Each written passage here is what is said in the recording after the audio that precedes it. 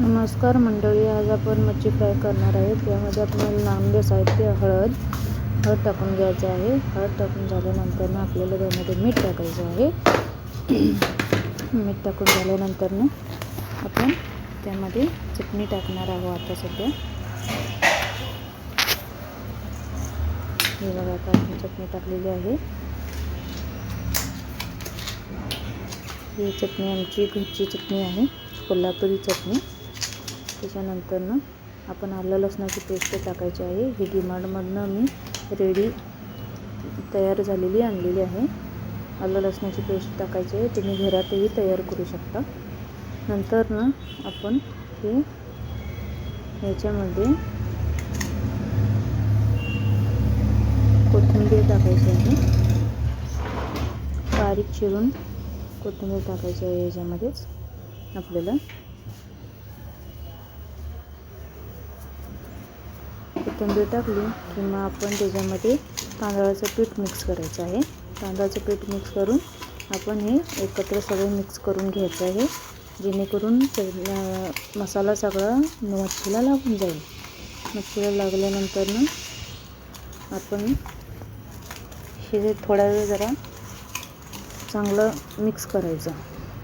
पूर्ण लिंबू पण पिळायचं आहे, त्याच्यामध्ये चांगलं मिक्स करून घ्यायचं आहे। मिक्स करून घेऊन झाल्यानंतर आपण त्याला ते झाकून ठेवायचं आहे थोड्या वेळासाठी। नंतर मग तव्यामध्ये तेल गरम करून आपण तेल तापस्तोपर्यंत थांबायचं आहे। तेल एकदा तापलं म्हणजे गरम झालं चांगलं की मग आपण त्यामध्ये मच्छी सोडायची आहे। अशी एक एक करून अशी मच्छी सोडायची आहे, जेणेकरून मच्छी चांगली फ्राय भाजते। असे सगळी एक एक करून सोडायची आहे मच्छी। मसाला पण मस्त दोन्ही साईडने व्यवस्थित लागला पाहिजे। आता मच्छी सोडायची एक एक सगळी।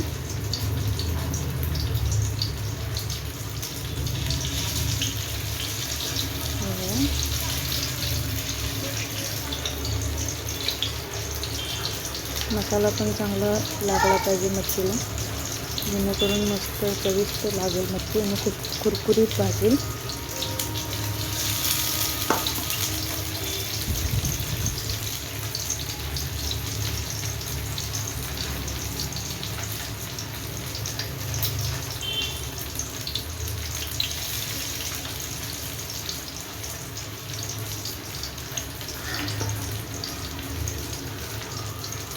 याचा फ्राय होत आहे मच्छी, मंद आचेवरतीच भाजायची आहे आपल्याला।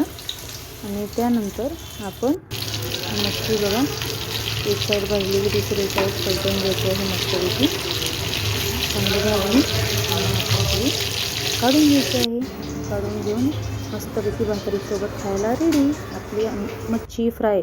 आमची रेसिपी आवडली असेल तर लाईक शेअर करायला